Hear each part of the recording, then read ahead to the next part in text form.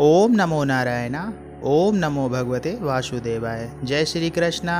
राधे राधे। जय माता दी। हर हर महादेव। आज जानकारी लेके आए हैं कि अगर आपको ये संकेत मिलते हैं तो समझिए आपके इष्ट देव आपसे प्रसन्न हैं या आपके इष्ट देव की कृपा आप पर बनी हुई है। तो ऐसे कौन से संकेत होते हैं जिनसे हम ये जान पाते हैं कि हमारे इष्ट देव की कृपा हमारे ऊपर है। जब आप भगवान की पूजा करते हैं, अपने इष्ट देव की आराधना करते हैं, श्रद्धा भाव से भक्ति से आराधना करते हैं, तो वो कहीं ना कहीं किसी न किसी रूप में आपको अपनी कृपा दिखाने के लिए या अपनी प्रसन्नता दिखाने के लिए वो संकेत अवश्य देते हैं और ये भी संकेत देते हैं कि वो आपकी पूजा स्वीकार कर रहे हैं। तो संकेत कैसे देंगे? जैसे आप भोलेनाथ के भक्त हैं, आप भोलेनाथ की पूजा करते हैं, आप उनके मंत्रों का जप भी करते हैं और इतना ज़्यादा करते हैं कि भगवान आपसे प्रसन्न हो गए हैं या भगवान आप पर अपनी कृपा बनाए हुए हैं, तो आपको पता कैसे चलेगा कि भगवान आपसे प्रसन्न है या उनकी कृपा आप पे बनी हुई है? तो वो कहीं ना कहीं किसी न किसी रूप में आपको संकेत देंगे।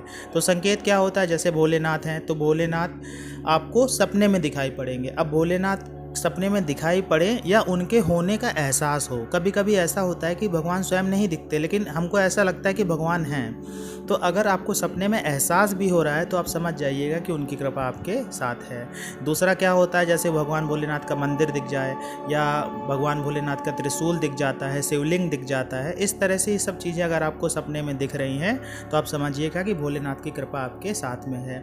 इसी तरह से हनुमान जी के अगर आप भक्त हैं तो हनुमान जी आपको स्वप्न में दिखाई पड़ेंगे या आपको सपने में बंदर भी दिखाई पड़ सकते हैं, हनुमान जी का मंदिर भी दिखाई पड़ सकता है, श्री राम भगवान का मंदिर दिखाई पड़ सकता है, तो या भगवान का कोई मंत्र आपको दिख जाता है या उनके होने का एहसास होता है, तो आप समझ जाइएगा कि भगवान की कृपा आपके साथ है। इसी तरह से माँ के रूप में भी अगर आप माँ की पूजा करते हैं और माँ का कोई भी रूप आपको सपने में दिखाई पड़ेगा या मान लीजिए कोई वृद्ध महिला आपके घर में कुछ मांगने आ रही है, तो आप समझ जाइएगा कि माता की कृपा आप पे है और माँ को आपको भोग लगाना चाहिए। तो कभी कभी क्या होता है, कुल देवी देवता भी आपको सपने में दर्शन देते हैं और वो कहीं ना कहीं इस तरह से आपको संकेत देते हैं कि आप उनको भोग चढ़ाइए, उनकी पूजा करिए, वो आपसे प्रसन्न भी रहते हैं। तो इस तरह का संकेत भी सबके माध्यम से हमको मिलता है। कभी कभी ऐसा भी हो सकता है कि स्वप्न में आपको एक कन्या दिखे, माँ की चुनरी ओढ़े हुए या माँ के रूप में कन्या दिखे बहुत सुंदर सी, तो आप समझ लेना कि ये माँ की ही कृपा है और माँ आपसे प्रसन्न है। कभी कभी ऐसा भी हो सकता है माँ की गोद में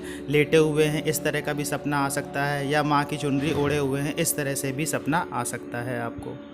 तो ये अप्रत्यक्ष संकेत हो गए जिनसे हमें पता चलता है। इसी तरह से प्रत्यक्ष संकेत भी मिलते हैं, कुछ अनुभूतियाँ भी होती हैं। जैसे प्रत्यक्ष संकेत क्या है?